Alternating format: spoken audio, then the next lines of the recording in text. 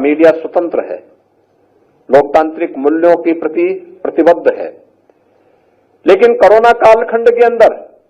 वो अनुशासन उनके मन में भी दिखा और उन्होंने उस अनुशासन के साथ लोगों को जोड़ने और उस जागरूकता के प्रचार प्रसार में जो योगदान दिया, मैं स्वयं उन दृश्यों को देख करके कभी कभी, क्योंकि कोरोना की आहट के साथ ही इस पूरे कार्यक्रम के साथ बहुत एक्टिव रूप से मैं जुड़ा रहा, लेकिन जो विजुअल्स आते थे, जो दृश्य देखे जाते थे, मैं देखता था। पत्रकार बंधु उस समय भी जाकर के, जब लॉकडाउन के बाद तमाम प्रवासी कामगार और श्रमिक आए, उनकी रिपोर्टिंग को करने, अवेयरनेस के कार्यक्रम को आगे बढ़ाने, जागरूकता के साथ लोगों को इस पूरे अभियान के साथ जोड़ने और साथ साथ शासन प्रशासन का ध्यान आकर्षित करने में भी एक बड़ी भूमिका का निर्वहन पत्रकार बंधु ने इस दौरान निर्विवाद रूप से प्रदेश के अंदर भी, देश के अंदर भी और दुनिया के अंदर भी किया। जहां अच्छा काम हुआ उसको उस रूप में व्यक्त करने का प्रयास किया, जहां पर लापरवाही थी शासन प्रशासन का ध्यान उधर भी आकर्षित किया। और इस दौरान जैसे मानव हानि, जनहानि हर जगह हो रही थी, उसी प्रकार से मीडिया जगत भी उससे अछूता नहीं रहा। हमारे प्रदेश के अंदर जो मान्यता प्राप्त हमारे पत्रकार बंधु थे, उनमें से 103 इस कोरोना महामारी की चपेट में आए। यद्यपि वैक्सीन आने के साथ ही हम लोगों ने व्यवस्था की कि पत्रकारों के लिए अलग से कैंप लगे और हम लोगों ने उनके लिए बूथ बनवाए थे। और जो पहली वैक्सीन लगाने की कार्रवाई प्रारंभ हुई, वह किसी राजनेता को नहीं, किसी प्रशासनिक अधिकारी को नहीं, बल्कि हेल्थ वर्कर्स के बाद हम लोगों ने जिनको प्राथमिकता दी, उनमें हम लोगों ने कोरोना वॉरियर्स के रूप में पत्रकारों को भी इसमें प्राथमिकता दी कि उन्हें भी ये वैक्सीन ली जानी चाहिए। लेकिन उस सब के बावजूद हमारे बहुत सारे बंधुगण इसकी चपेट में आए। 103 को अपनी जान गंवानी पड़ी और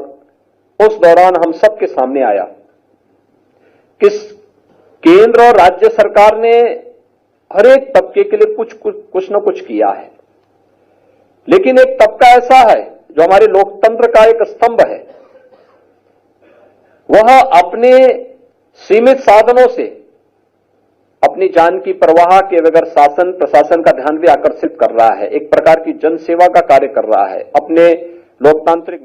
पत्रकारों के परिवारजनों को इस बात के लिए आश्वस्त करता हूं कि राज्य सरकार उनके साथ में है और उनको हर प्रकार का सहयोग प्रदान करेगी। दूसरा, हम लोगों ने इस व्यवस्था में एक और भी जोड़ा है, अनेक स्कीम निकलती है। हमारा वो मॉडल अगर गोरखपुर में सफल हो जाता है, हमने कहा भी पत्रकारों को भी आवासीय सुविधा सस्ते में, उनको अच्छी आवासीय सुविधा उपलब्ध हो सके, जिससे आवास के लिए उन्हें इधर उधर भटकना न पड़े, किसी के सामने हाथ फैलाने की नौबत ना आने पाए। और वह मान्यता प्राप्त पत्रकारों का, बल्कि मुझे लगता है कि सभी संपादकों की एक टीम बनाकर के वही इस चीज को सुनिश्चित करे कि उसमें कौन लोग एलिजिबल हो सकते हैं और उसमें सही लोगों को उसका लाभ प्राप्त हो जाए। इस दृष्टि से और मॉडल सफल होता है तो हम हर महानगर के अंदर इस योजना को लागू करना चाहते हैं, जिससे हर वह पत्रकार जो वास्तव में लोकतांत्रिक मूल्यों की स्थापना के लिए पूरी प्रतिबद्धता के साथ कार्य कर रहा है, जूझता है, सर्दी गर्मी बरसात बीमारी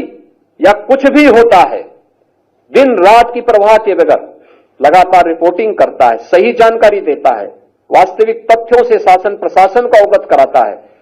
उनको भी एक आश्रय की व्यवस्था की जा सके। इस पर हम लोग कुछ कार्यक्रम को आगे बढ़ा रहे हैं। एक कार्यक्रम चल रहा है, अगर मॉडल सफल होता है तो मेरा मानना है कि इसको हर नगर महानगर के अंदर हम लोग लागू करने में सफल हो जाएंगे। एक बार फिर से मैं सूचना विभाग को इस कार्यक्रम को सरदेव अटल जी की स्मृति में यहां पर आयोजित करने के लिए हृदय से धन्यवाद देता हूं। सरदेव अटल जी को और अपने उन सभी दिवंगत साथियों को जिन्होंने कोरोना कालखंड में अपने आप को अपने परिवार से बिछड़े हैं, आज वे हमारे बीच में भौतिक रूप से नहीं है, लेकिन उनकी स्मृतियां उनकी लेखनी के माध्यम से सदैव हमें स्पंदित करती हैं। मैं उन सब के प्रति आज यहां पर विनम्र श्रद्धांजलि अर्पित करते हुए उन्हें इस बात के लिए आश्वस्त करता हूं कि सरकार सदैव उनके साथ खड़ी होकर के उनके हर प्रकार की सुरक्षा और सुविधा का ध्यान रखेगी। आप सबको इस कार्यक्रम में आने के लिए, खासतौर पर अपने यहाँ के सभी जितने भी हमारे संपादक गण हैं, माननीय संपादक गण हैं, वरिष्ठ पत्रकार हैं